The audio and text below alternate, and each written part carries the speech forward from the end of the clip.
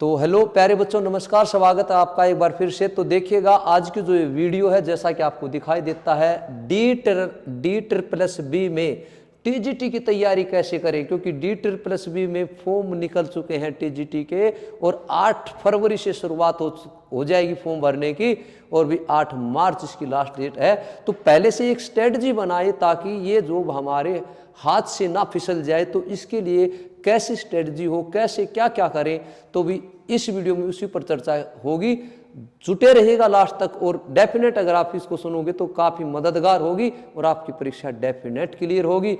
तो भी D+B में टीजीटी की जो वैकेंसी निकली अलग अलग सब्जेक्ट की अलग अलग है, कुल मिला के 5341, लगभग 5500 वैकेंसी हैं।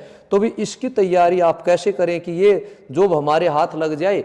पहला ही पॉइंट कई बार पूछ लेते हैं कि भी देखिएगा आपके सामने पहला ही पॉइंट है, कितना समय चाहिए तैयारी के लिए और हर रोज कितने घंटे। ये सभी के मन में रहता, फॉर्म निकलते ही एटलीस्ट 2 महीने में हो जाएगा, 3 में हो जाएगा, तो कितना समय चाहिए तैयारी के लिए। तो तैयारी के लिए कोई भी एग्जाम क्लियर करने के लिए कम से कम भी 5 से 6 महीने का समय हमें चाहिएगा, कम से कम चाहिएगा 5 से 6 महीने का समय।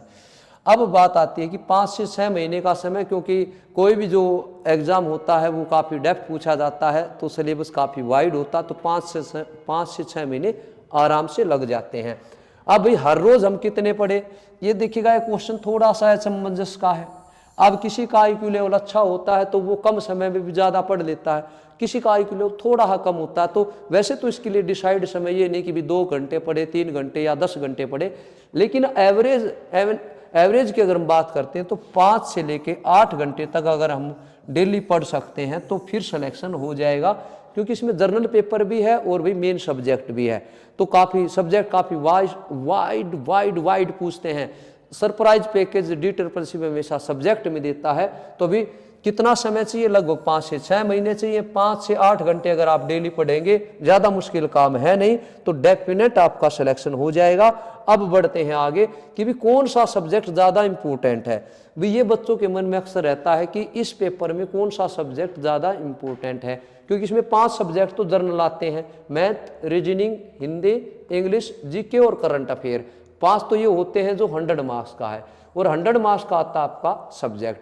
तो पहले जर्नल की हम बात करते हैं। वैसे तो सारे सब्जेक्ट पढ़ने हैं, क्योंकि अगर एक सब्जेक्ट कोई भी कम रहा हमारा तो चांसेस कम हो जाते हैं। हमें सारे सब्जेक्ट पढ़ने हैं, लेकिन जो विशेष ध्यान देना वो मैथमेटिक्स पर देना है और उसके बाद इंग्लिश पर देना है, थोड़ा सा जीके और करंट अफेयर पर। ये सब्जेक्ट जो है इनको थोड़ा सा सीरियसली होके पढ़ना है, क्योंकि मैथ का वो एरिया कई बार एडवांस की तरफ भी चला जाता है, तो कई बार अर्थमेटिक पे रहता है। तो खासकर मैथ, इंग्लिश और जीके और करंट अफेयर को हमें विशेष रूप से टाइम देना है, क्योंकि ये वैसे भी टाइम लेते हैं। तो इन सब्जेक्ट पर विशेष रूप से टाइम देना। मैं फिर बता दूं, किसी भी सब्जेक्ट को हल्के में नहीं लेना। अब बात अगर आपके मेन पेपर की हम बात करते हैं तो मेन पेपर में D+B में क्या होता है, D+B इसमें कई बार हमारे साथ थोड़ी चालाकी कर देती है। कई बार तो 11th 12th का दे देती है, कई बार 10th तक का कुछ, कई बार क्या होता है BA BSc या BCom जिसका जो भी सब्जेक्ट है। कई बार क्या होता है MSc को भी इसमें टच कर दिया जाता है, जैसे TGT हिंदी है या TGT इंग्लिश है, तो इसमें MA लेवल तक के भी प्रश्न पूछने को मिलते हैं। जैसे हिस्ट्री है, SS जो है उसमें हिस्ट्री का आ जाता है, इकोनॉमिक्स का आ जाता है, काफ़ी वाइड पूछते हैं। तो इसके लिए हमें गहनता से अध्ययन करना पड़ेगा। पूरी NCERT होनी चाहिए 11th 12th तक की, उसके बाद हमारा BA BSc जिसका जो भी है वो, और MA तक की तैयारी करोगे तब जाके होगा। इसके लिए आप कोई अच्छी सी 2-3 मार्केट से बुक्स ले सकते हो, या आपको लगता है कि कोई संस्थान अच्छा है, कोई टीचर अच्छा पढ़ाता, स्पेशली कोई टीचर अच्छा है जिस भी सब्जेक्ट का, आप उससे कोचिंग ले सकते हो, बिल्कुल मदद मिलेगी भाई इसमें। अब अगला पॉइंट है कि भी कितने मार्क्स जरूरी है सिलेक्शन के लिए। ये पहले दिन से ही बच्चे आइडिया लगाने लग जाते हैं कि जी कितने नंबर आ जाएंगे मेरा सिलेक्शन हो जाएगा। आइडिया पे मत जाइएगा, आप मेहनत कीजिएगा। वैसे फिर भी थोड़ा अगर हम आइडिया करते हैं तो कितने मार्क्स जरूरी है सिलेक्शन के लिए भी, कम से कम आप 150 अगर मार्क्स लेंगे तो आप माने कि भाई मेरा जो सिलेक्शन है वो हो जाएगा।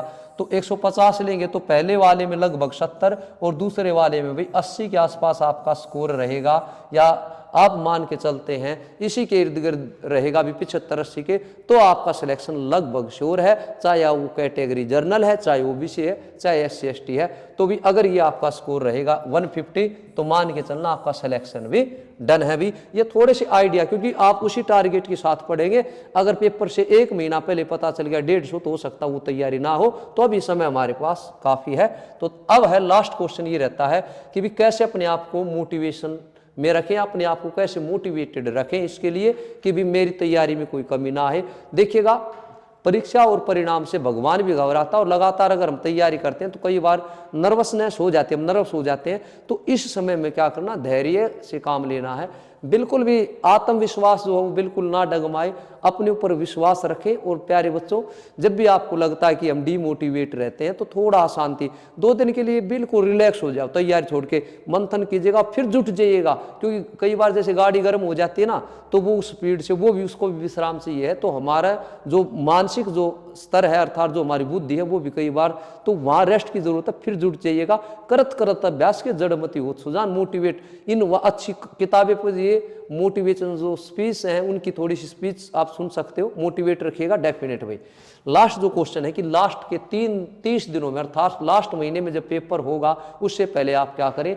एक तो भी सीधी सी बात है, अपना रिवीजन करें, सब्जेक्ट वाइज टारगेट कर लें कि भी पहले 3 दिन मैथ लेना है या इंग्लिश लेनी है, फिर उसके बाद भी डे वाइज बांट के आप तैयारी करें सब्जेक्ट वाइज। दूसरा क्या है, जितना हो सके ज़्यादा से ज़्यादा टेस्ट सीरीज आप इसके लिए टेस्ट दीजिएगा, क्योंकि टेस्ट से आपको अपना पता चलेगा कि मेरी कहाँ कमी है। तो प्यारे बच्चों, अगर आप इन पॉइंटों का ध्यान रखेंगे तो डेफिनेट सफलता आपके कदम चूमेगी। अगर ऐसा करते हैं, और हम भी यही उम्मीद करते हैं, तो भी पहले ही हमारी तरफ से आप लोगों को तैयारी करने के लिए, सिलेक्शन के लिए ऑल द बेस्ट। लगे रहिएगा, जुटे रहिएगा।